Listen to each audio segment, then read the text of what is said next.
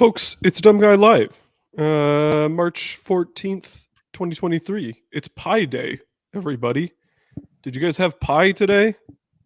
In math class, yeah. It's like the best Did you math really? class. You don't actually do math. That's nice. I've not had any pie today. What kind of pie did you have, Murph? It was pumpkin pie, which was very out of season, but I'll take it. And it was an apple, but I'm not a big apple. I'm not a big apple guy. I love apple pie. Not that big on pumpkin pie. You kind of have to like drown it in whipped cream. I love anything pumpkin spice. You can put pumpkin spice on anything. I'd eat it. You're so cute. All right, let's it's Some Guy Live. I hope you guys are having a good week. I'm on spring break, so I don't have like anything going on. All I've been doing is watching wrestling. I've watched something like 70 wrestling matches the last 2 days, which is fun because I like wrestling and I like being able to watch it. But some of those wrestling matches we will talk about today. So what are you guys thinking? Do you guys want to start with, why does it say we have 0 viewers? That's concerning. That I don't think that's true because Lexi is commenting. But it does seem to be broken there. Hi Lexi, how's it going? Michael, yes, it is in fact Dumb Guy Live. Icon, Dumb Guys are live. Absolutely. We don't have 0. We have more That's than good. 0, thankfully. Thank you. If you're one of those not 0, then I appreciate it. So, you guys, we got some stuff to talk about. We got the New Japan Cup is going on, probably the biggest single elimination tournament that happens in Japan every year. We've got Tokyo Joshi Pro Grand Princess coming up this weekend. We've got Stardom Korakuen that happened that I said I was going to watch and I didn't watch because I watched other things instead. So Jamie's going to give us a little recap on that. We've also got a big Noah show this weekend, and just a couple days later we have DDT Judgment, which will be the day of essentially our next podcast. And it's always one of the Before we get to the wrestling, me and Jamie have Prime, so we're just gonna. Yeah, it's true. It's true. It's true. I was gonna get to that, Murph, if you would let me actually, lead the show, but can't wait. I was just sort of. We are actually, in fact, a wrestling show. But yes, they got Prime. So thank you, Logan Paul, for sending us some Prime. We appreciate it. Hopefully, we scratch your back, you scratch ours here, and we keep. But we're gonna be honest, So I did not go get Prime. I decided to watch the New Japan Cup instead. I did get some Blue Raspberry Prime the other day, and I thought it was kind of bad. So. That's kind of the situation there. I like that one. Did you really? See, I don't know if maybe it's like the coconut because I'm not really partial to coconut. I drank a Blue Raspberry earlier and I thought it was pretty good. I enjoyed it. Wow, that's crazy. Okay, well, because I wanted to simulate something. I did go ahead and get a beverage. I got some Calypso Ocean Blue Lemonade, which is like one of my favorite things in the whole world. It's got like an insane amount of sugar in it, but it's just a tasty treat. All right, hang on really quickly. Okay, while you guys take a sip and you think about it for a second, give me a review. I'm going to read a super chat in the meantime. Sound good? All right. $4.99 super chat from Tommy Gun Blues. Tommy has followed me forever on Twitter, so I appreciate that. Just want to say how much I love this group of people. Parker, Ibu, Ao, Chris, Anna, Fuda Boy Subaz. Russell Purist is special. New metal forever. Thank you so much, Tommy. We appreciate the support. I hope we make you, anybody watching, I hope we at least like make you smile sometimes. I hope we're maybe something chill to listen to while you're doing something else. I think that is like the pinnacle, the ideal of what a podcast should be. Thank you so much, Tommy. Okay, Murph, I want to start with you. Murph, I want to start with you because you have the ice pop flavor. Jamie reviewed that a few weeks ago when you and I had Pitch Black Mountain Dew. How do you feel about the ice pop here? You see, I wasn't thinking at first, and I thought like if you closed my eyes and gave me this and the Blue Raspberry, I think I'd think it was the same. It tastes very Blue Raspberry, which makes sense because of the Blue Raspberry here. But you really got to think for a second. Then you're like, yeah, this tastes like the 4th of July, like the kind of icicle, the popsicle you have on the 4th of July. And again, you don't have that over there, right, Jamie? The ice pop? No, yeah, I've had it. Yeah. Oh, you have? Oh, okay. Yeah. Oh, no, you have the flavor, but you don't have the things that they're based off of, the bomb pop popsicles.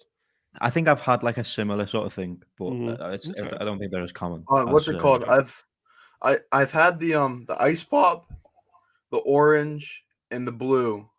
And I would rank them orange, ice pop, then blue. But I really like orange Gatorade, like orange.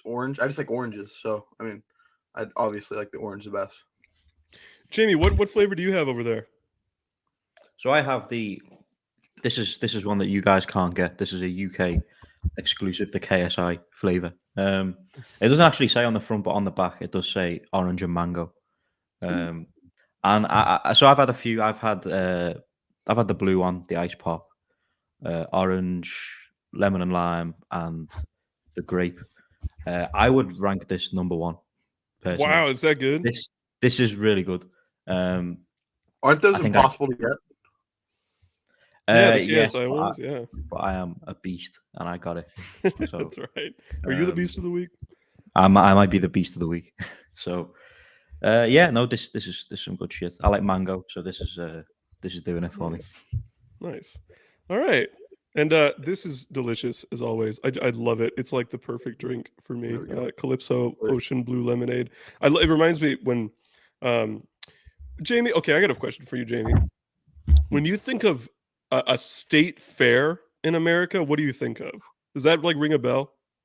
I don't know. Not okay. Really. No. So that tells me this. I love the cultural stuff. It's great. So in the generally in the Midwest here, so like Illinois, Iowa, Minnesota, those types, Wisconsin, we have what's called a state fair. Okay, and it's essentially just like a big carnival. Pennsylvania has one, but it's called the farm show.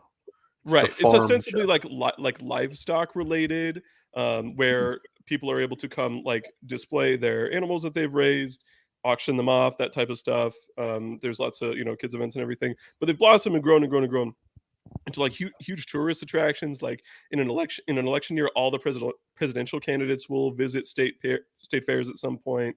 They're really big things. I think last year the Iowa State Fair had like something like 1,400,000 people buy a ticket at some point for it, which is insane. So yeah, it's a huge thing. I've gone to the Iowa State Fair every single year of my life.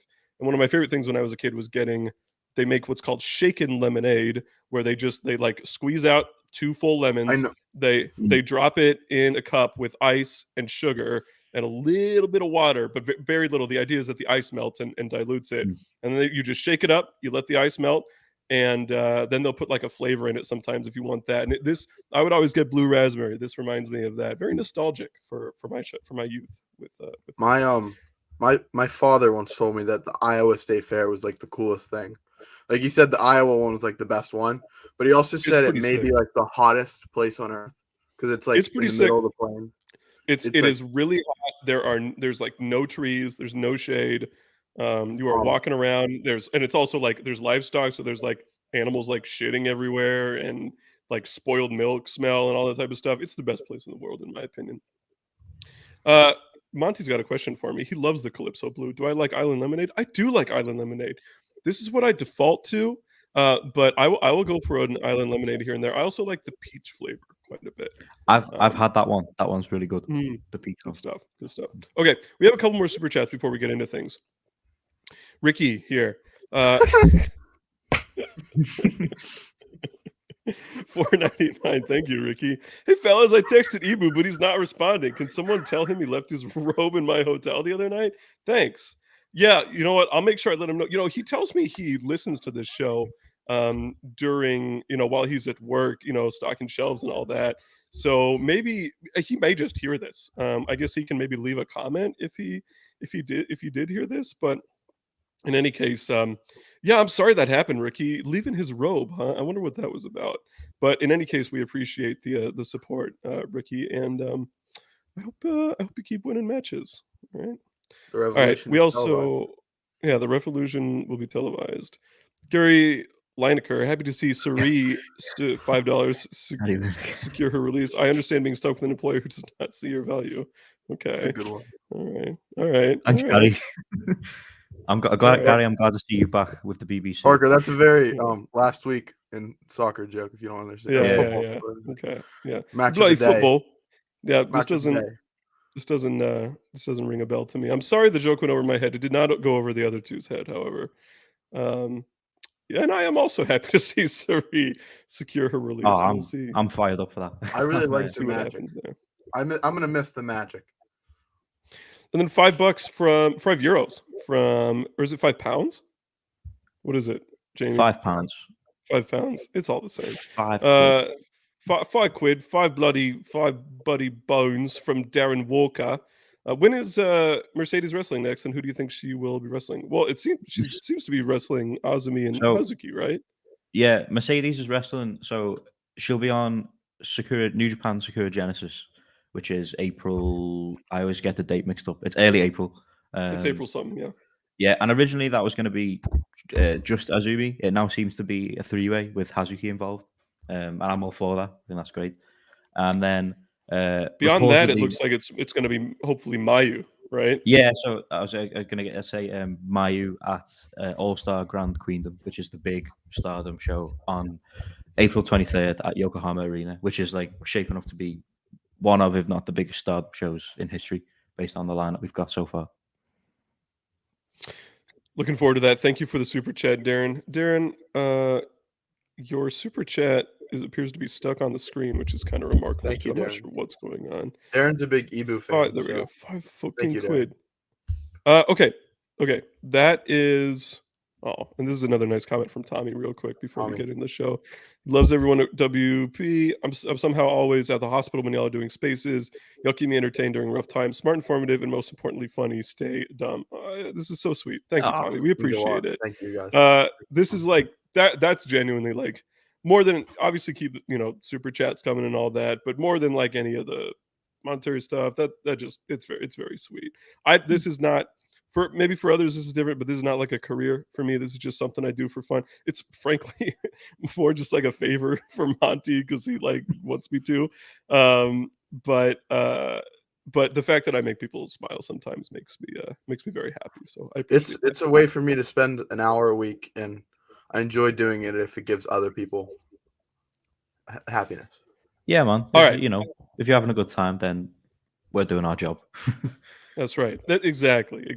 Okay, let's get into some stuff, shall we? Let's start by doing. Do you guys want to start with New Japan Cup, or do you want to get into some previews? What do you think? I'd like to do New Japan. Yeah, we'll jump into New Japan Cup. Let's do it. We're gonna go like kind of a full recap. I know Murph and I had barely even touched it last week. I'm still not fully caught up. I did watch the entire first round today and a tiny bit of the second round too. So I'm most of the way there. I watched all the matches that looked good. That's basically my I'm such a like compulsive completionist that I just can't let myself do it. Even if it's like Yujiro or Evil or Yano or whoever, I just can't let myself not do it. You know what I mean? I gotta watch it. I gotta watch the whole thing. So it is. Let's start back. If I was a professional, I probably would have prepared and like had all the matches in front of me. All right, I have them now. Okay. So day one was 9 days ago. It was Naito versus Fit, and I'm not going to talk like if it's some garbage match with like any of the people I mentioned earlier. I'm just going to like say it and then we'll move on. Then we can talk about some more interesting ones. We had Naito versus Phantasmo and Sonata versus Taichi in round one. I thought both of these were really good matches. I really enjoyed Sonata versus Taichi. I think Taichi is the best he's ever been right now. He's super over. Agreed. Works really hard. He's taken away pretty much all of the like plotting heelish like bullshit that I think a lot of people didn't, when he used to not have a reputation as a very good wrestler, and it was because of all that type of stuff. I don't think really anybody ever anticipated that he'd get to this level as being like one of the heavyweight. When he turned heavyweight, exactly. He became like an actual wrestler. I don't think anybody would have predicted that he would have become like, one of the top dozen or so workhorses in the company who you can just throw in and have a match with every, like he's really like not that far off from like an Ishii type who they're just like put him in there, have a great match and do it. So I thought this was really good. Big story out of this one was Sonata. They're trying to do a little bit of something with Sonata. That's he did lose clean to like Umino earlier in the year, which was unique. And then he's won this match with a new finisher. It's actually like the Velveteen Dream DDT, where he leans the guy backwards and then he wraps his arm around and then snaps back for the DDT. So that was kind of cool. But I enjoyed this match. It was a good main event for Korakuen Hall, and Korakuen was just so hot because they love Taichi and Sonata, so it was really good environment there. Yeah, I enjoyed these ones. I think I saw a comment there in the live chat about who people think is going to win the New Japan Cup. I would have Sonada as like one of the guys that I think is going to do pretty well. So yeah, I enjoyed this match. This is one of my favorite matches so far from the tournament. Murph? I like the matches a lot. The first night, is either, having that great match, Sonata Taichi. Sonata's hit or miss for me now these days, but I feel like it was a hit right here. It stinks because I really did. When I'm just thinking back to like, remember obviously 2019 was all about Sonata. Like the whole year was about Sonata, and he had all those matches with Okada that a lot of people didn't like to a certain extent. I always thought those matches were great. And then he comes back and he's in the G1 final against Ibushi in 2020 in the COVID year, right? And even that final I thought was great. A lot of people were very middling on that final, which is fine. It's whatever your opinion is. But yeah, there's just that little bit missing from Sonata. Like it's just not that, I just don't get that into him. We then had the anniversary show, which also doubled as like night 2 of the New Japan Cup. Don't want to talk about Shota versus Yujiro. Boring as shit. Who cares? We can talk about, however, this is a big match. Tomohiro Ishii against the newly christened leader of Bullet Club, David Finlay, managed by Geto, which was really weird. That was maybe the weirdest part. Also, he dyed his beard black, which was very cringe to me. But with all that being said, of course, it is Ishii, so you would expect this. But I thought this was a great match. This was a really excellent match between these two, with Finlay getting the win. I enjoyed the match. Sorry. Oh no, go ahead. I enjoyed the match. I'm not really sold on David Finlay as the Bullet Club leader. I'm really hoping that the swerve thing has come to fruition, because David Finlay Bullet Club sounds dire to me. But I really Tomohiro Ishii is just the best, one of the best in the business, and he always will be. Yeah, I think I spoke a little bit about this match last week. I think I was the only one who'd seen it with enough time for the last week's show. But yeah, I think David Finlay's a really good like brawler, and Ishii in there, like we said, put him in there, and that him and Taichi are two guys, and now you can just throw in with anyone and have like a pretty decent match with. So yeah, I thought it was really good. Not sold on him leader, but also just not sold on Bullet Club that much anymore as a whole. I don't think there are many people I'd be too interested in seeing leading the Bullet Club these days. I don't know. I think after Jay White left, I think it's kind of like, let's wrap this up. But yeah, we'll see. Yeah. We'll see. Thing about Bullet Club is there's like, it's so difficult to take a stable like super seriously when there's just no like top guys in it. You know what I mean? They don't have an Okada or a Naito or a Tanahashi or an Ospreay or whoever, right? They don't have any of that, and so it's just hard to get that behind them. I do not think, by the way, that Finlay will win the New Japan Cup. Number one, I don't think they're gonna main event fucking Ryogoku with David Finlay. It's not that bad, Murph. He's not that bad. He's a good wrestler. It's worse than Evil. It's worse than Evil. Well, they did it with Evil, but that was a different time. Why could, like, if this was Phantasmo, I would be like, okay, this is a little better if it's Phantasmo. This was Juice, I'd be like, okay, it's a little better. But David Finlay? Are you kidding me? I like Finlay better than both those guys. I really do. I think he's a better wrestler than both of them. But yeah, I mean, Ishii's great. I mean, it's just like we just sound like a broken record talking about how awesome Ishii is, but he is. He's been at this level for a decade plus, where he just goes in there and he puts on a great match every single time. And so I think that was a lot of fun. It was cool that he got the win like pretty much clean too. I thought I was pretty glad about that. I'd be completely fine if they left the like heel bullshit and they maybe became more of a tweener group, less of an overt heel group, because Finlay's promo at his nonsensical promo, by the way, at the New Japan California show, it wasn't like overtly heelish or anything like that. It was just sort of going his own way. It was him taking over from Jay White, and of course, attacking Jay White doesn't make you a heel. It's Jay White, right? So I think that might be the way to go, is to keep it more of a tweener group and less of the heel bullshit. Let's talk about some super chats here. Monty can't get past this version of Finley. He just can't do it. I'm sorry you can't. You need to open your third eye and enjoy wrestling a little bit more and just freaking like it, dude. You don't have to freaking complain all the time. And then we have the custodian, BPJ, aka the American Okada. Many people are saying this. He should be the Bullet Club leader. That would be great. That's a really good idea. Maybe you'll get there one day. I think you have to. There's a couple people you have to pass on the pecking order first, but I think you could get there sometime. American Okada, he should. I think we should get a few going with the American Tanahashi. I think that's good. Yeah, the American that's the way to go with Cody this. Rhodes. Cody Rhodes. Let's get that cooking. Very good. Very good. Okay. Then Bree Woo, Super Booker Ghetto with the $4.99 super chat made Jay work. I believe he could get David on the right track. BC needs a youth movement. Yeah, I don't know if a youth movement is like the way, because it's not like Jay White wasn't old. Jay White's like the same age as David Finlay.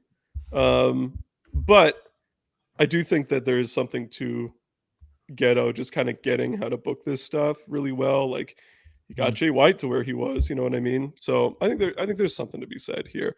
The thing about Finlay is, even though he's been around for a good while at this point, like, he's been a regular full-time heavyweight member of the roster for 5-6 years now, is they haven't like done really anything with him. Anything, you know what I mean? It's not like he's a locked in guy to where it would just be really weird to have him as Bullet Club leader. You know what I mean? I still think he's still kind of malleable as like a character and a performer. He had the tag run with Finn Juice, but he was obviously secondary to Juice at the time. So I do think that there's still, I'm not as low on this as I think you guys and maybe especially Murph are, but we'll see. Lexi doesn't want me to skip over any of the Aussie Open matches. I'm gonna do whatever I want. I will skip them if I want, Lexi. And then finally, wow, we're getting tons of super chats tonight. Thank you guys. Keep them coming. Misawa Mask, $5. LP should be the next leader. He has improved so much. Well, Murph agrees with you there. Murph is down with that. I think he feels very much like a Bullet Club guy, more so than Finlay did when he joined. But I don't know if he's like, when you look at like the 5 leaders we've had. A leader though. Yeah. Well, I still barely buy him as like a heavyweight. I don't know.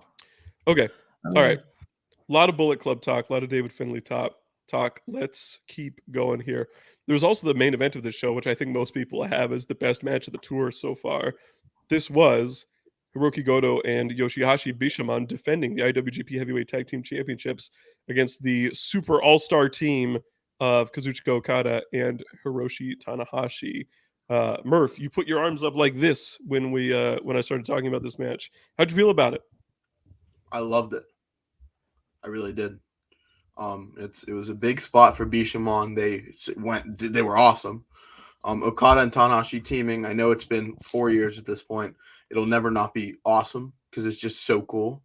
Because like, as someone who's been watching New Japan since 2015, it's just like I could never fathom it, like them being like a regular tag team. So yeah, it's fucking awesome. And Bishamon stepped to the plate. Yoshihashi, I don't think he was ever bad. I think he was just bad compared to the other people, the people he was with.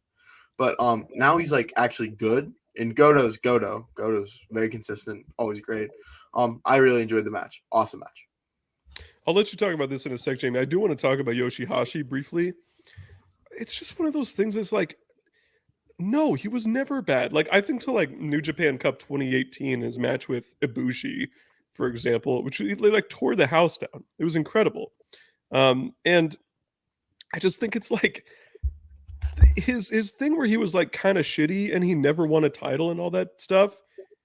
It was a gimmick. Like, it was his gimmick to be that. And he looked like a geek. Like, it was like, yeah, it was like the thing. That was like the idea was that. Like, he had a good match with Kenny in 2017 for the. No, it was. I think it was 20. It would no, it was 2017. For the US title? It was for the IWGP US title. So it was 2017. You want to bet money? You want to bet money? Oh yeah, because the title belt was in July, and I was thinking that Omega Jericho was the first, but I forgot about the whole tournament with Elgin. That's my bad. Yeah, it's okay. In any case, yeah, it was his fucking character but like he always had the the fighting spirit and the heart and everything, and it's like, wow, believe it or not, when he's in there with fucking Doki and in never 6-man title matches, having incredible closing sequences where the crowd desperately wants him to win and finally get a championship, it's like, oh wow, crazy how that works, how he's over. So I don't know. I think people need to. There's a lot of there's a big lack of patience in wrestling fans, especially among Japanese wrestling fans that can't seem to realize that things sometimes take a long time to happen, and there's usually years long visions for certain people. And I don't know, Yoshihashi's great. He's a really great wrestler, and a dessert. It was awesome to see. You want to talk about incomprehensible, as you were talking about earlier, to him pinning Tanahashi to retain the tag titles is something that a couple years ago we wouldn't have even considered. So Jamie, how'd you feel about this one? Yeah, I really enjoyed this. This is another one, like I mentioned before, that I think I talked about briefly last week before you two guys had watched it. But yeah, it was just great. I think Goto and Yoshihashi have been really good on this whole tour as a whole. New Japan Cup, they've had some good singles outings as well. But this match was excellent.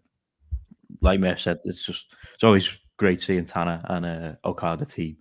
It's like the two top guys of that company for years and years. So it's always surreal to see them. And it looks like it's going to be a bit more of a long-term thing than it has been in the past now. And yeah, I thought Tanahashi in this match was I don't know, not that he's ever been obviously he's always been excellent, but I think in terms of recent times, I think he's his form's really picked up in this match. I think it's one of his better recent outings. And Okada's Okada. I love his current shtick. He's beating the shit out of anyone. He's like a dick, yeah. It's great. This was the anniversary show. I think it was at Oto Ward. It was a fitting main event for the anniversary show. Always a good time. Okay, I don't even want to talk about day 3. It was fucking Mark Davis versus Toru Yano, then Ren Narita versus I have something to say about day 3. Okay, I just want to quickly say that I thought both of these matches were fucking garbage. Go ahead, Murph. What the fuck? Ren Narita losing the what the fuck? You give Ren Narita his own faction.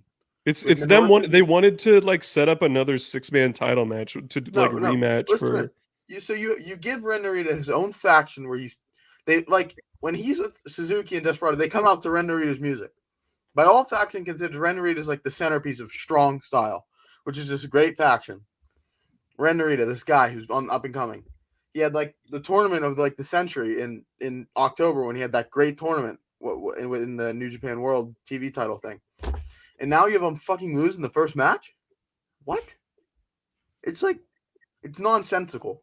It literally is exactly what I said. It's just to set up a 6-man tag title match. That's all. You could set up the 6-man tag team match in a 2-on-2 tag team match, like Ren Narita and Desperado versus Evil and Taiji Ishimori. You could set it up there. It's just gotta get that heat, dude. It's fucking stupid. Anyway, I don't think we have much to. The poor people of Fukushima deserve better. Yeah, imagine that was the New Japan Cup show you got. I'd be so mad. Okay, I mean they've done worse over the years, but I mean it's fine. They really, I don't know that they have done much worse than that show. That show was really bad. I thought that show fucking sucked, dude. Okay, we'll go to day 4 here. This was much better. Yoshihashi versus Kyle Fletcher. Fletcher winning clean with the Brainbuster here to beat Yoshihashi. That's a big deal. Up until recently, he's been kind of portrayed as sort of a junior in New Japan, which was so it's obviously big sign that he's beating the tag team champion, right, in Yoshihashi clean. Obviously, we're going to get an Aussie Open title match at some point. I don't think there's any big surprise there. I thought this match was really good, and then the main event I thought was even better. Shingo Shingo is just like Ishii, just like there's practically nobody who you can count on more to put on an incredible match. And he gave probably the best match of Aaron Hinare's career, I would say. I can't think of any better. But Hinare looked really good too. He wrestled completely clean. He wasn't like, a Great Khan style heel or something like that. Here was just very, classic, never open weight title, hard hitting match in the main event here. And I thought it was great. Two really good matches on day 4. Kyle Fletcher, buy stock now. Yeah. I like both guys. We had a conversation in the Wrestle Purist chat today, everybody, about whether Mark Davis or Kyle Fletcher is the is like the better member of the team.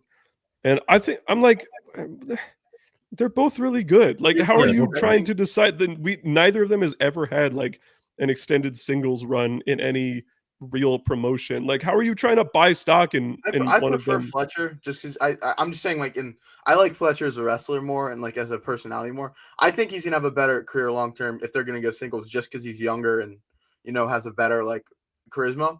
But the most stupid thing, which I'm not diming anybody out here, but someone suggested that they should split up and Mark Davis should become a Gaijin star, and that's where we draw the line. Like, what? Again, not diming anyone out. It's just a random person. Anyways, I just think they're a really good team. Also, we still have like barely even gotten the Aussie Open New Japan tag run that we expected to have like 3+ years ago when Mark Davis like tore his ACL before the World Tag League, if you recall that. So we're still getting squeezing every last bit we can out. And I'm really hoping that Aussie Open do more AEW dates, because if they're doing AEW in New Japan, like, can't get any better. Jamie, any thoughts on these two matches? Yeah, just agree on pretty much what you guys said. I think Kyle Fletcher's another guy like both members of Bishamon, who I think have had a pretty strong tournament. I've enjoyed the matches he's been involved in. And then the Shingo match, like you said, Shingo's just another one. Super consistent, and probably the best match of Hinare's career. Which you put him in there with Shingo, that's the type of results you're gonna get. So it's like Ospreay, Ishii, and Shingo are the 3 people who are like, if you want to have the best match of your career against somebody, it's probably going to be one of those 3 guys. All right. We have Donald here, $4.99 super chat. We got him. Murph, I just want to thank you for your support, your donations, and your attendance at my rallies. Let's make America great again for life. And he does like a rock star sign. Thank you so much, Donald. Donald, you have a lot of money. I'm surprised you only give us $4.99 there. Is he throwing up the 2 sweets? Is Donald Trump the new leader Is he the new leader of Bullet Club? He's making a claim for that. Whoop whoop. He's no sell. Sorry, was that distasteful? No comment. No comment, bro. It's the president complimenting you. You have to. No sell on this. I'll get you one of these times, Murphy. Just you wait here. All right. This is where I have not been caught up. We've had some more second round stuff. Naito versus Chase Owens, Sonata versus Kenta. I haven't heard good things about either of those. Tamatanga versus Aaron Hinare, Hiroki Goto versus Kyle Fletcher. I'm sure both of those were pretty good. Goto Fletcher was very good. I like. A lot of people are saying Ospreay versus Mark Davis is one of the better matches of the tournament so far. Unsurprising. It's fucking Ospreay. He's just incredible. I'm really looking forward to watching that one, especially because I haven't gotten to see Mark Davis in a singles setting that much over the last few years. In his last little run in Progress before the pandemic, he was doing a lot more singles stuff. I think he was their Atlas champion at one point, if I'm not mistaken. Maybe he challenged for it. I don't recall, but he had a great match with Walter.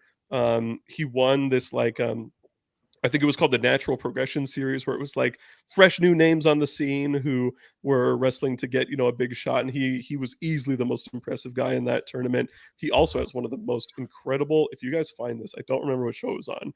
He wrestled this fucking 17-year-old geek, this skinny kid named Maverick Mayhew in a singles match.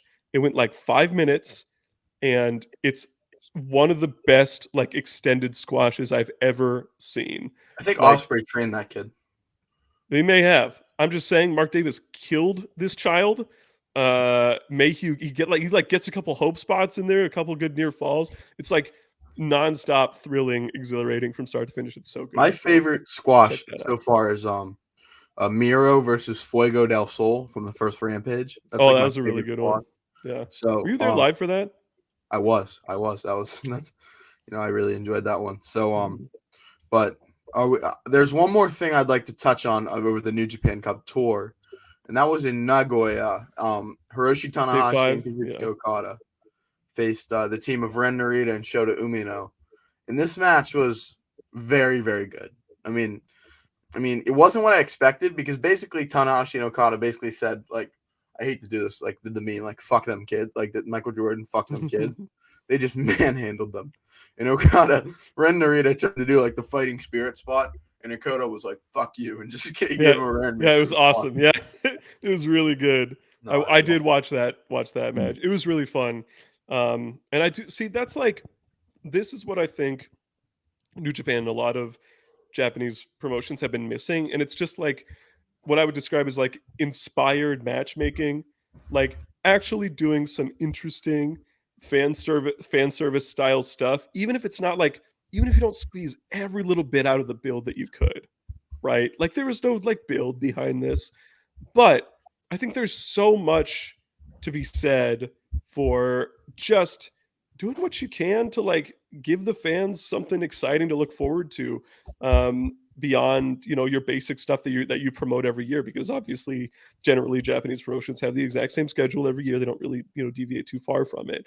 And so I think the Okada Tanahashi team on this tour is a great example of them doing that. It's just being like, you know what, we're going to do something fun, something genuinely enjoyable and exciting. There doesn't have to be like some crazy in-depth story behind it. Just do it because you can. And now that we've and not only that, I think I consider like the Okada Kiyomiya match as a part of this. Like the angle you take to do the match is really interesting, and Okada being so dominant all the time as well. And it just leads you to think, okay, when they run this match back in the future, when we get Okada versus Ren Narita at some point, we're gonna see that, that excitement, that fire, and it gets you more motivated in the future. So I'm a big fan of that. By this time next week, we will be almost done. Or no, we will be done with the New Japan Cup. The finals are a week from today. So we will see the results at that point. Let's talk about who, if you had to make your pick for the rest of the tournament, who are you going to go for? Who are you going to go for? We'll start with Murph. 1 second. I just need to make sure of something. Move on to someone else. Okay, Jamie. I'm going to stick with what I said before. I think Sanada. Okay. I think I can see. He's the type of guy I can see winning this. Okay. I can see that too. Absolutely. I'm gonna go with the roughneck, the shooter, Shota Umino. Just had to make sure it lined up, but Shota Umino. Did Jeff Cobb or Evil win yesterday? That's not a match that I would be watching, so I'm gonna check. It was Evil, so damn it! I was gonna go with Jeff Cobb. All right, let's see. Let's see who else here. I am also going to go with Sanada in this one. He's gotten 2 main events. He beat Taichi and he beat Kento. Those are big names. They always try to give somebody like a pretty good like path to winning the whole thing too. So I'm going to go with Sanada as well if I had to pick. Don't think it's going to be Finley. Don't think it's going to be Ospreay. Those are the other 2 like big names that it could potentially be left in this tournament. Okay. All right. Let's move on to some previews, guys. Really quickly, this is like going back there. I think I skipped this accidentally. Briwu says that he does not understand the ELP hype. To be honest, he's just okay. I think he's like, most wrestlers are pretty consistent, like that you get what you get from them. To me, I think he's very variable in the quality of matches you get. Sometimes I watch him, I'm like, that was boring as shit. Sometimes his matches are like really heatless too. But other times, like I just think up to like the Robbie Eagles match last year, he definitely had some great performances in the G1 too. Sometimes he has incredible chemistry. Did you see the match in the Phi when he was like a baby face? I'm trying to think of the exact match. Like, well, I just remember. So like years ago, before he was even like on people's radar, he had like a classic with Ospreay in Rev Pro that I thought was awesome, and he's had multiple fantastic matches with Ospreay. I'm trying to think because I remember I was listening to Brian talk about it, and then I actually seeked out the match. I'm trying to find it. Wait, Defy. I'm sure you'll find it. No, I don't know what it is. So it's my bad. Wow. All right. Good talk. You know what? I'm gonna find out who it is. It may have not been Defy. Was it New Japan Strong in Seattle? Phantasmo cage match. I'm gonna find it. I'm gonna find it. Matches. Got it. El Phantasmo versus Aiden English at New Japan Strong, where El Phantasmo is the babyface in his home area. Oh yeah, I know exactly what you're talking about. As soon as you mentioned that, that's what I was talking about. It was in the same building as Defy, so I was like Matthew Raywold. Yeah, exactly. Okay, no, it won't be Evil. It won't be Evil. Evil will not win the New Japan Cup. Okay. Oh yeah, Matt B here. He was there. He was there live for that. Okay, let's talk TJPW. All right, I can't believe I'm saying that, but we're gonna do it. No, I like to rag on TJPW, but generally, I think their big shows really live up to expectations on what people want to see from them. So we're gonna go top to bottom here. We're gonna go in reverse order. Won't talk about everything, but again, we'll talk about some of the big stuff on the show. So the main event, one of the biggest possible matches that TJPW can put on, I would say. Yuka Sakazaki defending the Princess of Princess Championship against Mizuki, her Magical Sugar Rabbits partner. Jamie, Mizuki has never won this title. She has won the Tokyo Princess Cup 3 times, I think. She's challenged for it numerous times, 6 or 7 at this point. She's been tag team partner with Yuka Sakazaki for years and years. She main evented the first Wrestle Princess, which was kind of the big show that really allowed TJPW to move past, Cork and Hall as its ceiling here. So there's a lot of story behind this match. Yuka Sakazaki has been booked as a dominant champion. She is dispatching every challenger that comes by. She's like dominant in tag matches too, even more so than you would kind of generally expect from a champion. She waltzed her way through the Tokyo Princess Cup last year, beat Miya Watanabe in the finals. And there was that like mini controversy with her and like Hikari Noah where she's like straight up no selling her super kicks, which was very goofy. So they're clearly building her up as like, this is the unstoppable. This is the one who you have to beat. Mizuki has come so close so many times, but a lot of people think this is finally her time to take it. Jamie, what do you think? Yeah, I think this is the one. I think, I've spoken before about like certain champions having like inevitable successes, like when Shuri won the belts, I think everyone kind of thought Julie would be the one to be it. And I think since Yuka got this belt back, I've been kind of like, I think Mizuki's been the one that everyone's been waiting on. So now that we're getting this on the big stage, I think this has got to be it. I think it's been like slightly overdue for a little bit. I think she's one of them who's like, she could have got this maybe slightly earlier, but I think now's the time. And the match should be good. Obviously, like you said, they've teamed a ton in the past. They've got good chemistry. We've seen it. So hoping for a big Mizuki win. Should be a good one. Murph, you used to be pretty into TJPW. I know you're not quite as much anymore. You're going to be watching this show, right? You're going to check it out? Because these are my 2 favorite TJPW wrestlers. And funny enough, I watched. Oh, you're not wrong. I made the joke earlier. I watched DDT for years, but I didn't really watch. My first ever TJPW show was the Wrestle Princess in where was it? Oda Ward, maybe, I think. It was at Tokyo Dome City Hall. There we go. Yes. And what was that? 2020. It was 2020.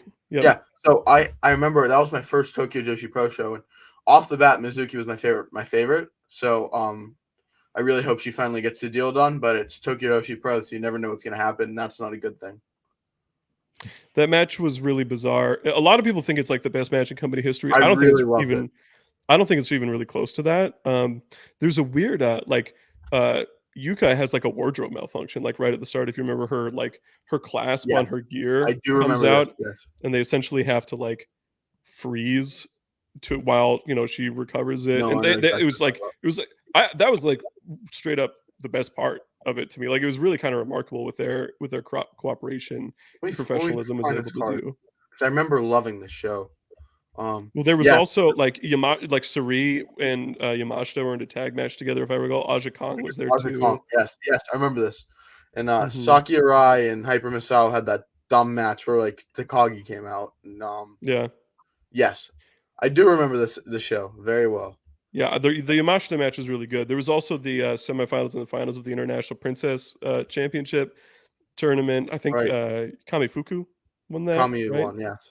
Yeah, yeah. So anyway, this is a big match. This is one of the biggest It's so possible funny, matches. like just off a side note, it's so funny looking at these Tokyo Joshi Pro cards of like years ago, and like their undercarders are now like white belt contenders in Stardom. It's really funny.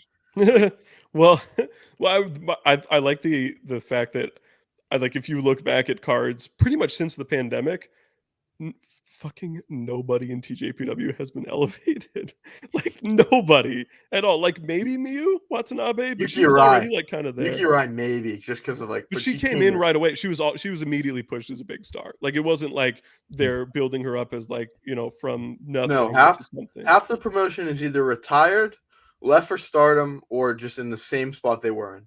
Like Hiro Kiryu was literally like curtain jerking then, and she's still curtain jerking. So she's in the curtain jerker like young lion match, and so like what are we doing here?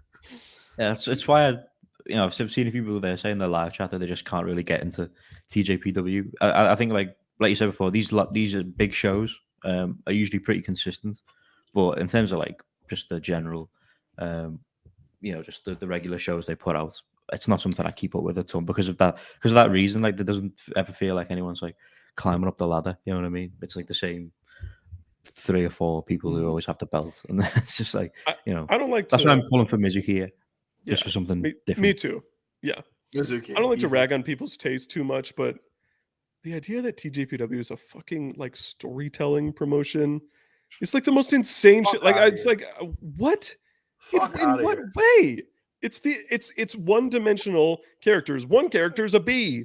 That's one like me saying I watched one wrestler's named Alice. Good matches. Like maybe there's some good matches there, but I don't like. It's not a good match show. Yeah, it's like it's fine if you like it for what it is, but I'm like, what stories? What is being told here?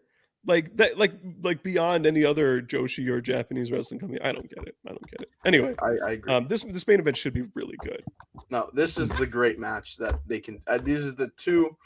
I'm the low man on Yamashita. I think she's really good, but I don't think she's the best in the world. But I think these are the two best in the promotion, so I'm very excited for this match. Princess Tag Team titles: Max the Impaler and Heidi Howitzer defending against 121 million Miyu Yamashita and Maki Ito. Yamashita and Ito won the Futariwa Tag Team tournament earlier in the year to earn this opportunity. Max the Impaler and Heidi Howitzer, really fun, like special attraction team. They're like really big. They have really cool looks. They're just very dominant. They're like a classic. They're like a WWF gimmick, essentially. But Yamashita and Ito, they've been a team for 2+ years now.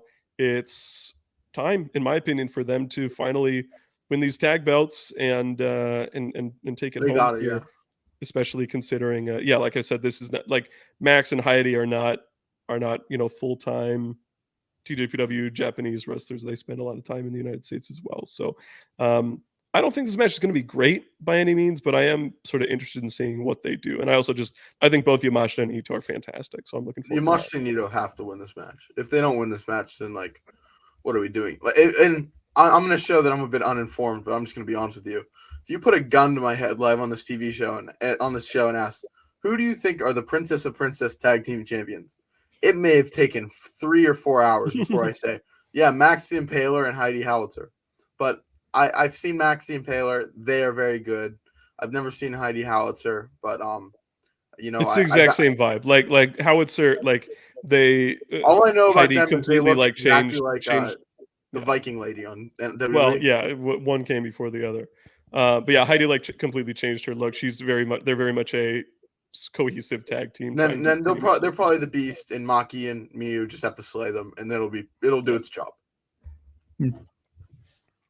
Okay, this is the match that I'm most looking forward to. International Princess Championship. Miyu Watanabe defending against Rika Tatsumi. I do like the sort of the parallel plot here between the main event and the International Princess title. Here we have a champion, and then they're being challenged by their regular tag team partner. Miyu Watanabe defending against Rika. Here they are. Daydream Hakuchumu tag team. Rika Tatsumi, if you're follower of mine, you know that she is easily my favorite TJPW wrestler. I think she's fantastic. She should have had a longer title run on top. What was that last year? 2 years ago. I get it, because it's like I will never complain with having Miyu Yamashita as your champion, because I think she's just that good.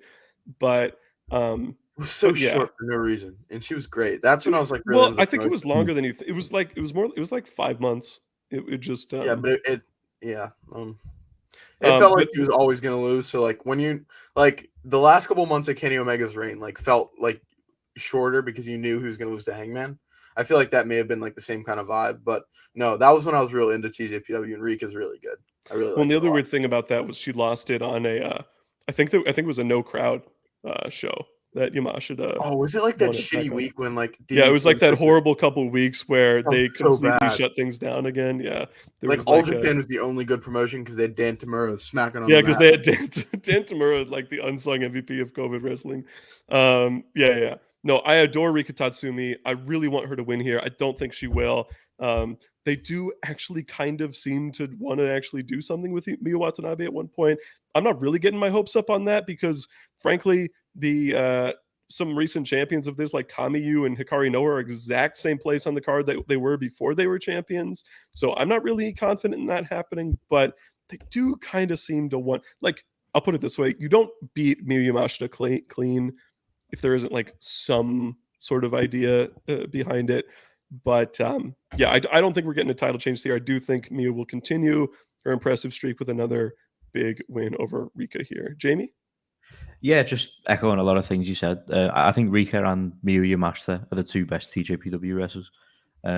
So yeah, whilst I'd like to see Rika get a big win here, I also do think it would be nice for me to get like a, to actually like cement herself higher up in the card. I think a big win would do her well here. But also, like you said, you never know with TJPW. She could win this and then lose her next one and then be right back to square one. So yeah, but other than that, I think the match will be really good because I think that two of the better wrestlers in TJPW. One of them I think is like arguably the best. So I'd say the last big match, like really big match on the show that's actually kind of a draw, would be the special singles match, Aja Kong against Yuki Arai, which is a very interesting match. I have no idea how this is going to go. I kind of just want Aja Kong to like kill her. I guess we'll see what happens here. Murph, you love Yuki Arai because you can't determine whether you like somebody because they're talented or for other reasons. But are you implying that I'm a coomer? How dare you? No, I'm just enthralled at the idea of this match. I have no idea what they're going to do. Like Yuki Arai might die. Like this might be it. They're either going to like have her like. I don't think Aja Kong loses. I think she's one of those people that like doesn't lose. So like she's not gonna beat Aja Kong, but like I think this is gonna be like a you gained her respect kind of deal. If I had like, oh yeah, that's my understanding.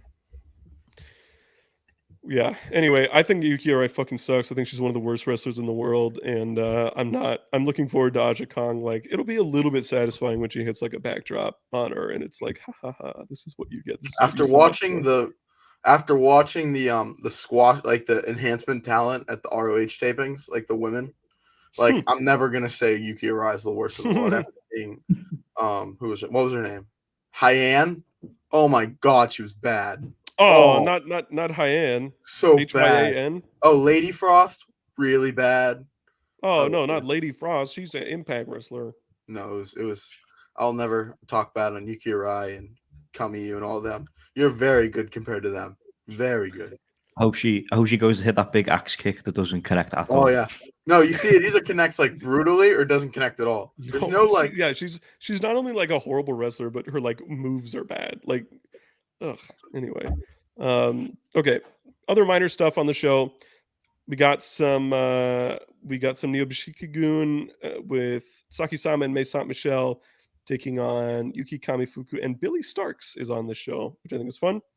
A really weird match. They have like Andre the Giant Panda against Shoko Nakajima and Hyper Misao. It's like stupid DDT comedy bullshit. Like, who cares?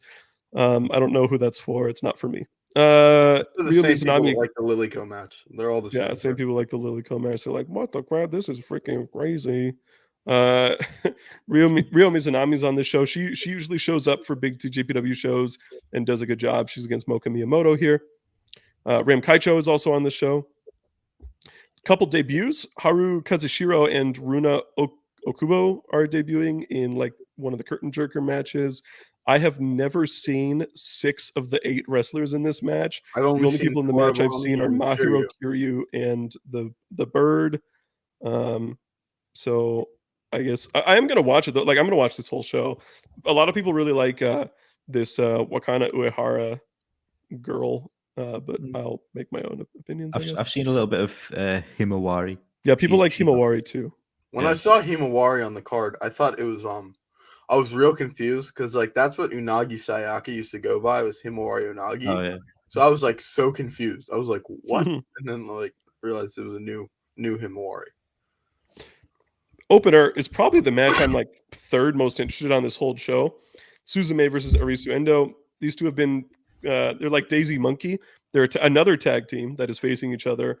Suzume is, after Miyu, I would say the next in line, most likely to actually sort of move up the card, maybe, if they want to do it. She beat like Rika Tatsumi clean last year, for example. That was a big deal.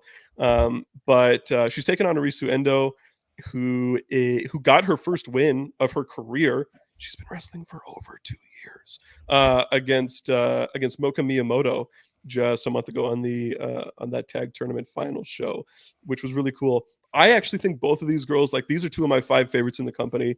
Really looking forward to this one. I think they both, like, if I was booking the company, they would actually like get wins and stuff. I'm not though, so they are not, I guess. But I am very much looking forward. I have a question. Yeah, and this is for either of you. Has Mirai won a title in Stardom yet?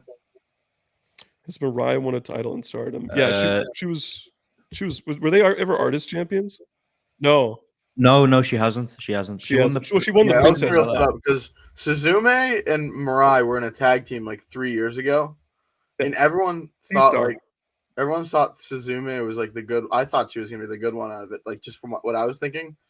And like Mirai left, and now she's like a name, and Suzume is still like not a nobody, which is like kind of stupid because this promotion just sucks. Like, it's like they're high end stuff. Yeah, it's because they're a bad promotion. Their high end stuff is great, but literally, like, they may have the worst. Their undercards rival GCW. It's really bad. Like, Mirai has never won a championship in her career.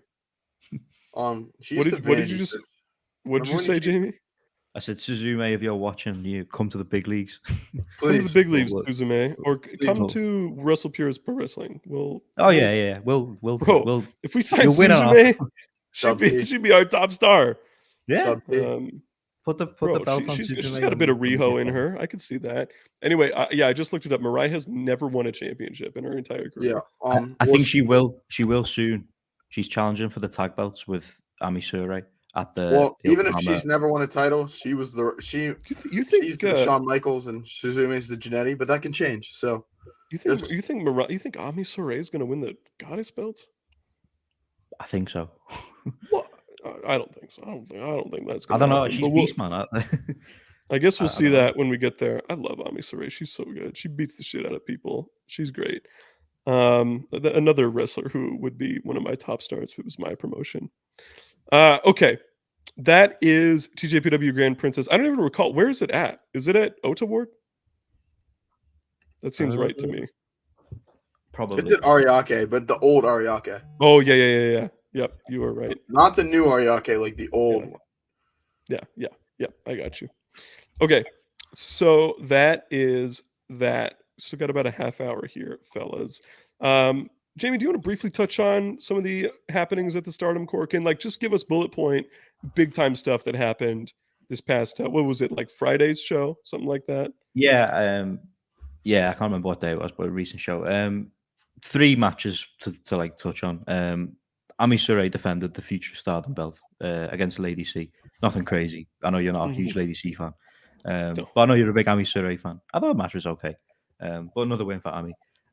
We had another match on Himeka's retirement road, which I think has been really cool. And we actually just got a big announcement about Himeka's little retirement tour, but she faced Natsupoi, who's obviously been a big part of her Stardom career. In what I thought was another like pretty good match. It went right until like the very end. You know, we're getting to like the final few seconds of the match. Himeka's got her up in a torture rack, and then Natsupoi reverse it into an armbar, gets the win with about 10 seconds to spare. And then the main event was Goddess of Stardom Championship match, 7-Up, defending against Natsuko Tora and Ruaka, BMI 2000. I really enjoyed this match. I think I was looking forward to this more than others because I don't think people are like high on Natsuko Tora and Ruaka, and some don't like 7-Up. But I also think BMI 2000 had a decent tag league. I enjoyed them as a duo, and I thought this was a good match. I thought Ruaka did really well in this match. Actually, it was a good performance for her. I've heard really good things about the main event in particular. I'm very much looking forward to checking that one out. I've always been like, it's weird. It's weird because Stardom has such like a high quality of talent that I would never put her among like one of my favorites or anything like that. But I've always been like a tiny believer in Tora as somebody who's like, man, she could be like, you know, she can like brawl, she can like do stuff. She's more athletic than they let her be a lot of the time.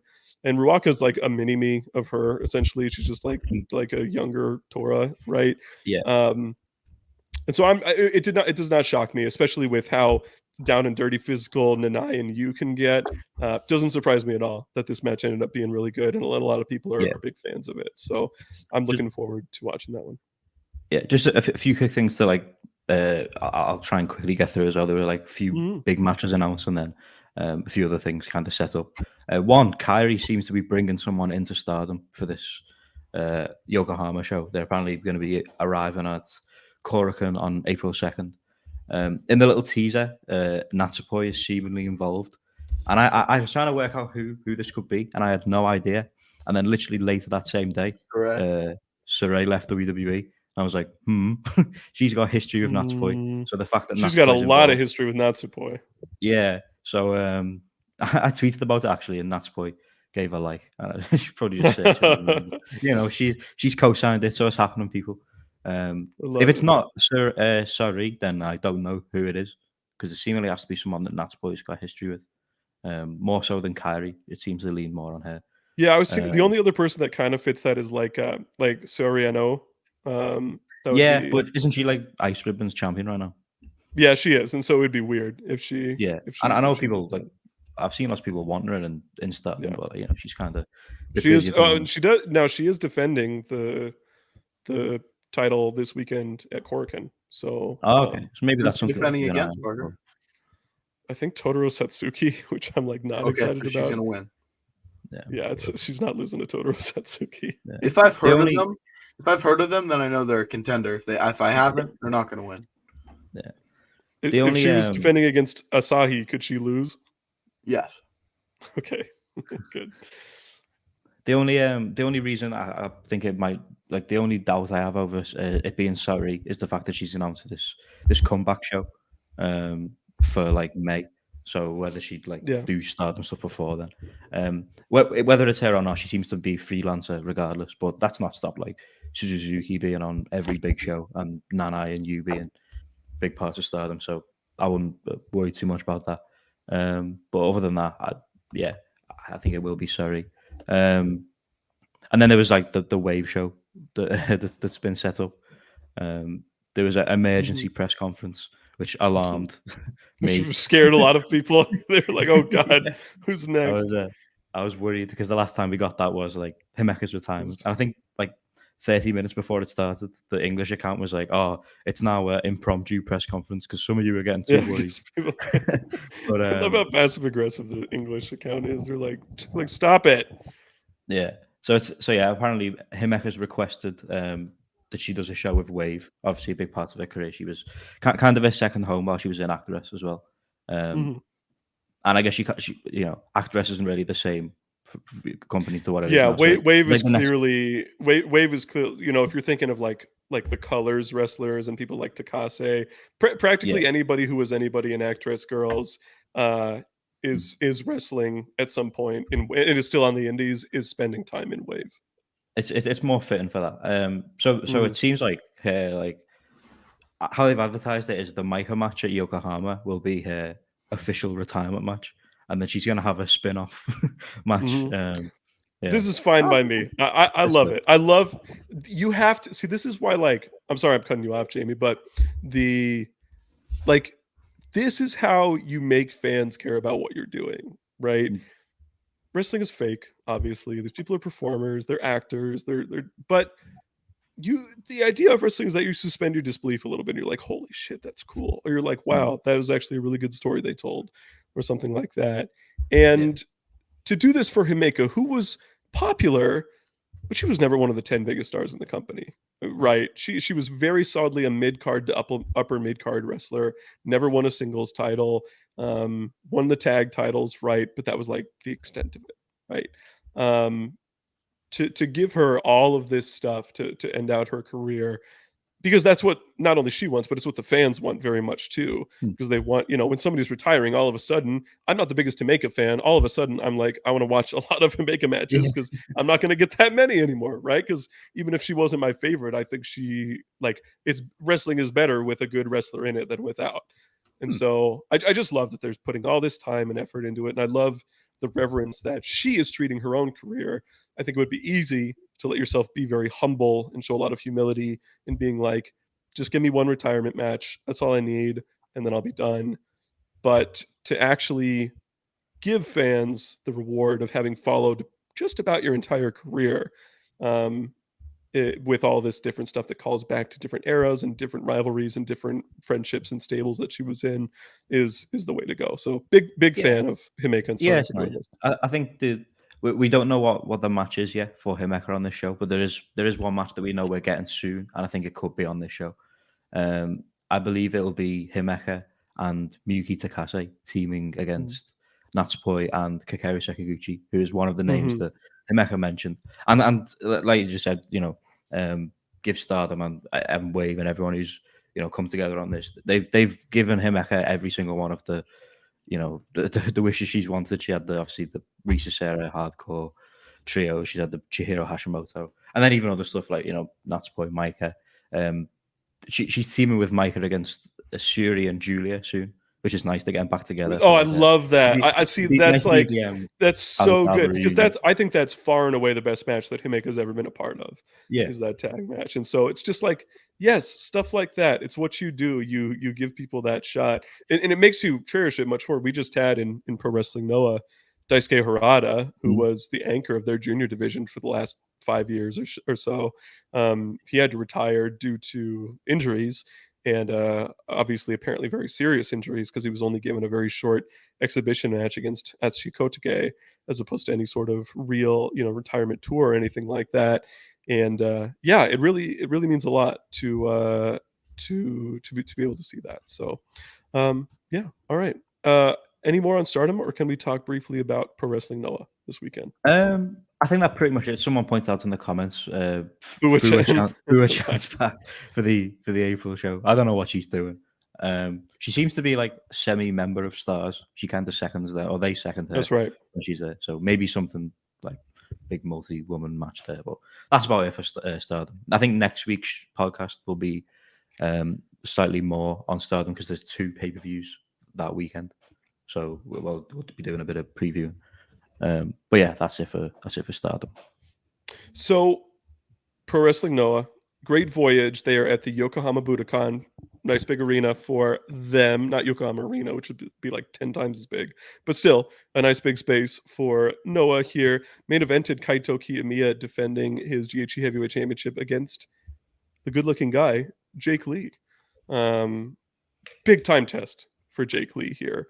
Lee is somebody who people have been very you either love him, yes, point up. You either love him or you hate him, kind of one of those types of guys.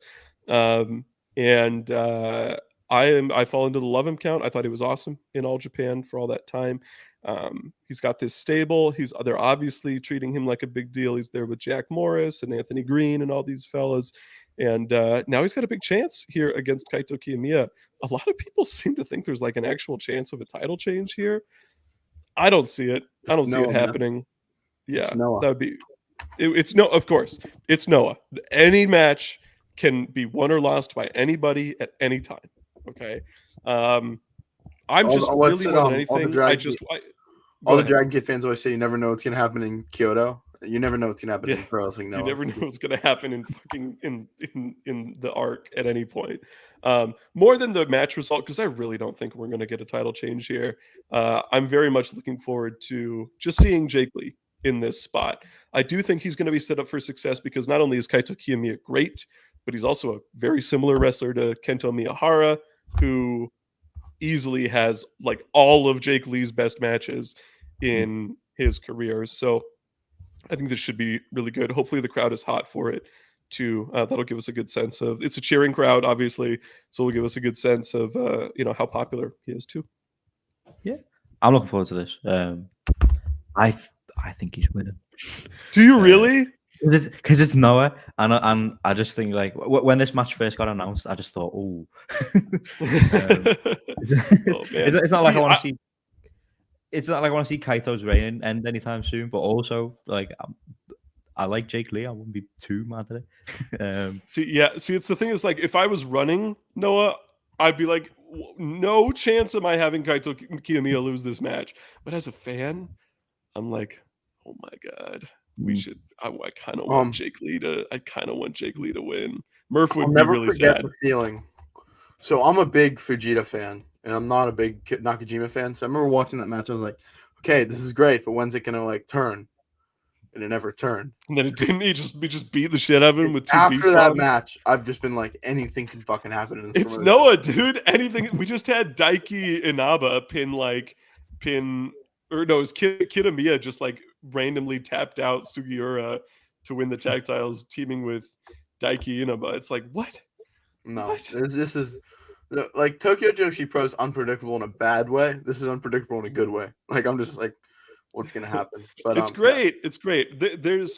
I do think it goes a little bit beyond, but I actually do think promotions should lean just a bit more into the unpredictability aspect. How cool was that?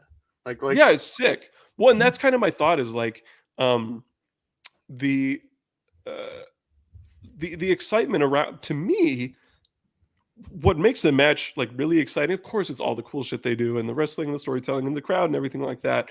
But really it's the closing stretch and getting to the finish and the back and forth stuff there, especially if there's like a big title at stake or something like that too. So yeah, I don't know. I think Jake Lee winning would be really cool. I do love the former what the fuck was his stable called? Not Eclipse. Total Eclipse. Total Eclipse. Yeah. He's such a freak. Yusuke Kadama. He's gonna do one of those. He'd be so much cooler, like that dumb like. No, the mask is sick. He's a good-looking guy. Okay. All right. Let's. I don't think there's kind of a cool junior tag title match here with Ogawa and Eita against Hayata and Chris Ridgeway. I'm weirdly invested in that. Like very weirdly invested. I love it. It's just like Eita's so good, and he brings out the best in people like Ogawa, obviously. So I think that match will actually probably be pretty darn good, even though it has Hayata in it, who I'm not a fan of. And then the heavyweight titles are defended as well. Daiki Inaba and Masa Kitamiya defending against Keno and Manabu Soya. We could definitely see a title change. We also have who may be the most electric luchador I've ever seen, in a good way and a bad way, Lancelot. Who this guy is, he's something. He's something. I can't say I've seen much of him. That nephew of Super Crazy. He took the AAA Cruiserweight Championship. I gotta find out more about this. Extreme Tiger's in that match, right? Yeah, I love Extreme Tiger. I like him. So, but you, TNA legend, Extreme Tiger. Yeah, when I was much younger, I used to go to a lot of TNA shows because they always used to do the UK. And Tigre Uno is a beast. So this is pretty funny, you guys. I have no idea who this Lancelot guy is. Like, I know a lot about wrestling. I straight up have no idea who he is. Except Junior. I literally thought that there was like some translation error on the Noah site, and I just assumed it was Drilistico. And so I just wrote in Drilistico on my spreadsheet because I'm like, it's probably Parker, this guy's not good at all. He's not good. So yeah, who the fuck is he? He's like one of the guys who like tries to do a shit. He's like think of Aerostar at the AW show, just like all the bad parts of that. So okay, well, hold on. You're kind of making me enjoy this here. No, he's just doing shit, and then like it's just not working. Like he's done 2 matches and no, I have not heard a thing. He's Super Crazy's nephew. Oh, that sounds terrible. Super Crazy's bad. He was in Copa Triple Mania in 2019 on Triple. I guess he was, huh? Superfly was in that match. Puma King, Sammy Guevara match.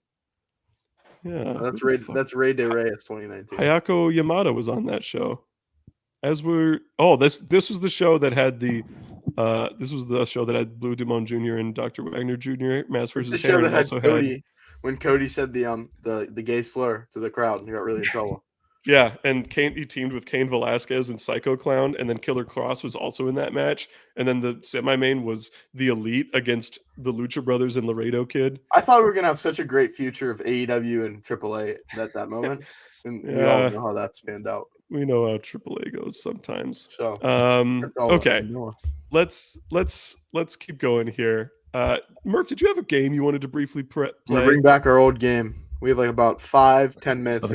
Okay. Before you get that ready to go, I have to mention that a week from today there will be DDT Judgment, which is one of their 4 or 5 biggest shows of the year.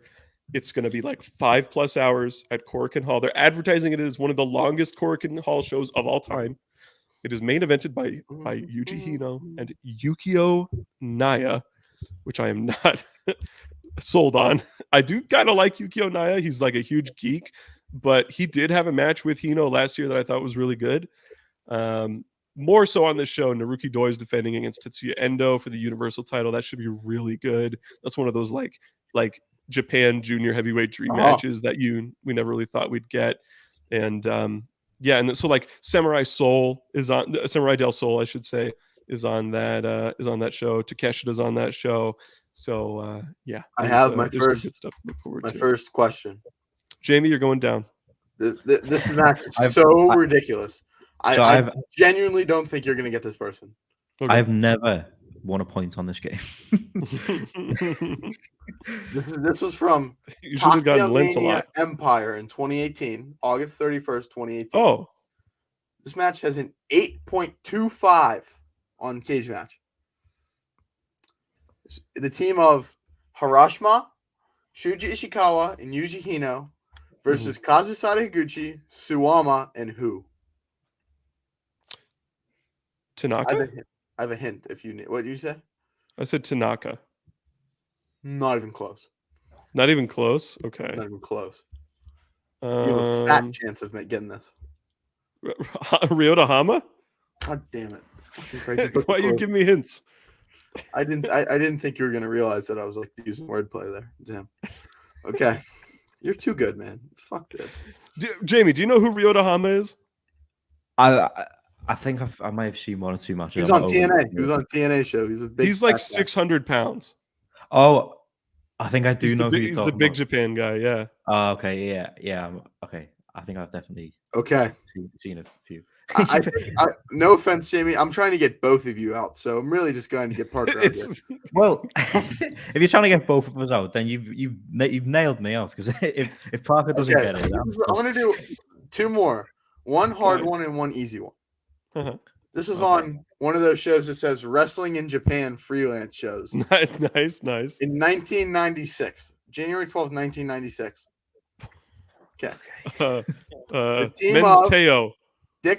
he's in the match. Dick Togo, Men's Teo, Chon Siryu, Shoichi Funaki, and Taka Michinoku versus Gran Hamada, Masato Yakuji, Naohiro Yoshikawa, the Great Sasuke, and who?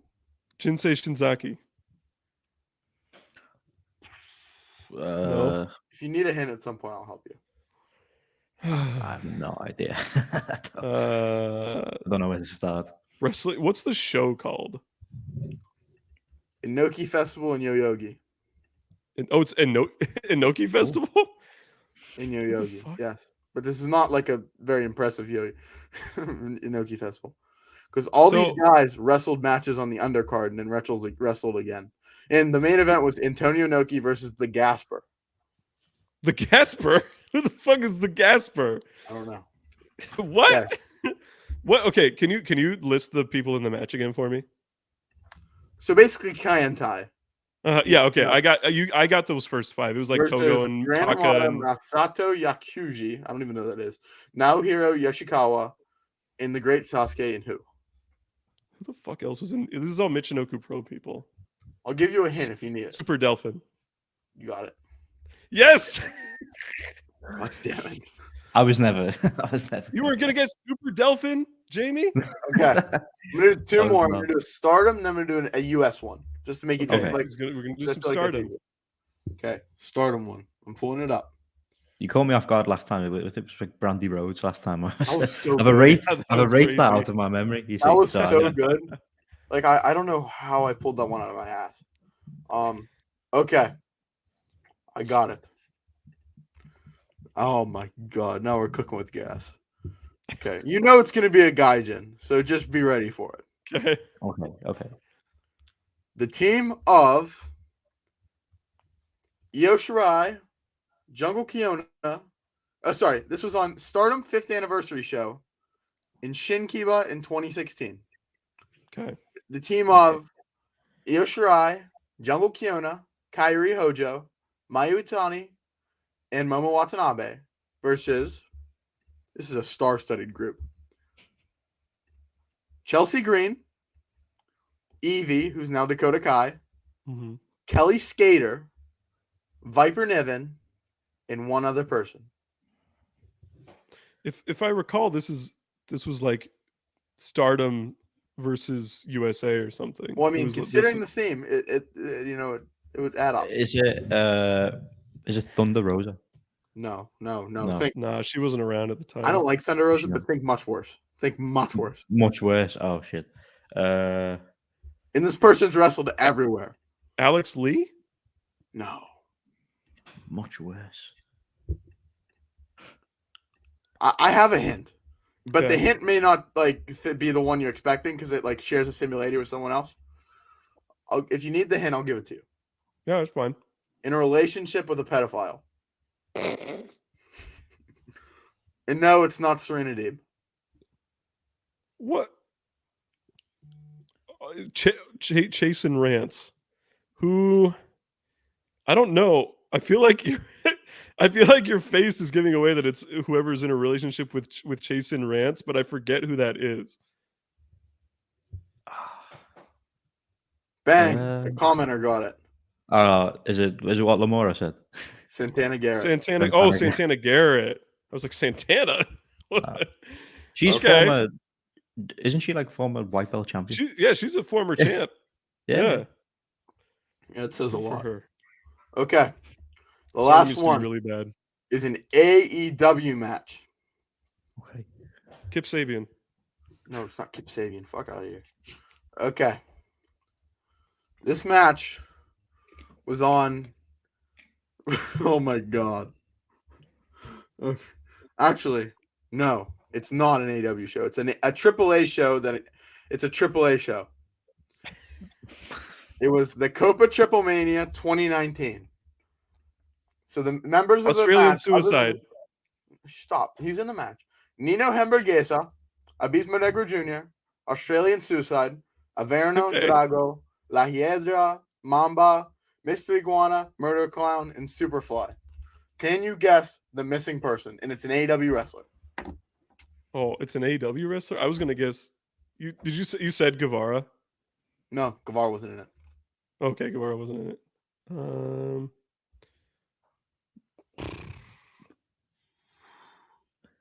Australian I never know what level to guess with these things because and sometimes Helico, Jack I'm Evans? just gonna tell you, it's ridiculous. it's ridiculous. And this person was an AEW wrestler at the time. Oh, Janela.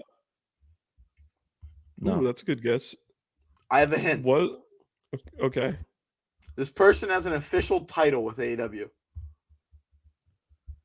QT.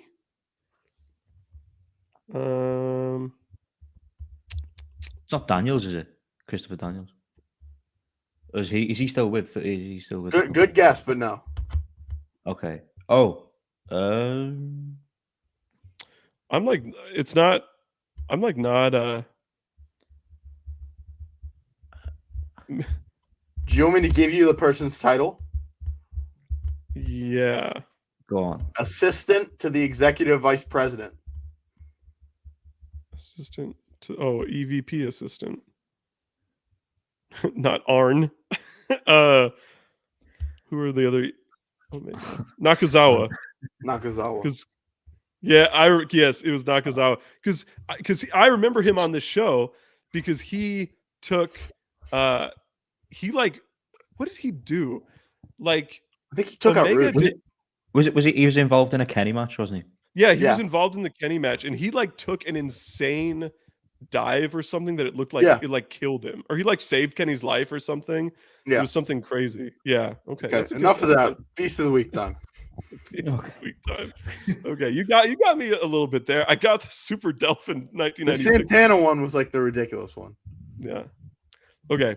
All right. It is time, everybody, for Beast of the Week. Wow. Beast. I'm mad. Wow. I'm the Beast. On Dumb Guy Live here. Jamie, kick us off. Who's your beast of my beast of the week? Okay, I have a beast of the week. I touched on this match a little bit earlier. I'm not sure when the next time I'll get a chance to nominate this person for beast of the week is, because I think this is one of her better performances I've seen of her. My beast of the week is going to be Ruaka. I think she had a really good showing in this tag match. She's someone who, like, a lot of people have pegged down the lower end of the card in terms of like in-ring ability. I thought she had a really good showing here. I think these two teams matched up really nicely. She did a nice spot. She did the I think she calls it the fridge bomb or something like that, or the on top of that box. She brings, I don't know what that box is, but she brings this box to the ring. That was nice, and yeah, I just thought she had a good showing. So yeah, Ruaka, my beast of the week. I'm gonna say this is not somebody who wrestled in the last week, but I watched like so much wrestling yesterday, and I'm trying to go chronologically, keep it up. So this is not somebody. I mean, I'm sure they've wrestled in the last week, but it's not. This is not for this. I watched the Big Japan Pro Wrestling. They had a Korakuen Hall show on February 12th. Watch the song DJ. That was main evented by Kota Sekifuda and my Beast of the Week nomination, Fuminori Abe, for the Big Japan Junior Heavyweight Championship, and it was great. It was like capital G great. Big Japan is not the promotion that people think about when they think of junior heavyweight wrestling, but Fuminori Abe is just one of those guys who's just like, he just gets matches over by sheer like force of will.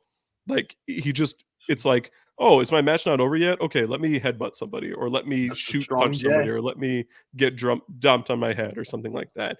Fuminori Abe is incredible. He is just one of the most purely consistent and entertaining wrestlers out there, and for putting on a fantastic main event against somebody who not a lot of people would peg as like a Korakuen Hall main eventer in Kota Sekifuda. Fuminori Abe, my beast of the week. My beast of the week is someone that, honestly, this is for an agenda, which it's the first time I've ever done this. My beast of the week is someone that I'm a pretty strong soldier for. My beast of the week had a very, very good match on Rampage. I enjoyed it a lot. I enjoyed it more than most people did. My beast of the week is Sammy Guevara.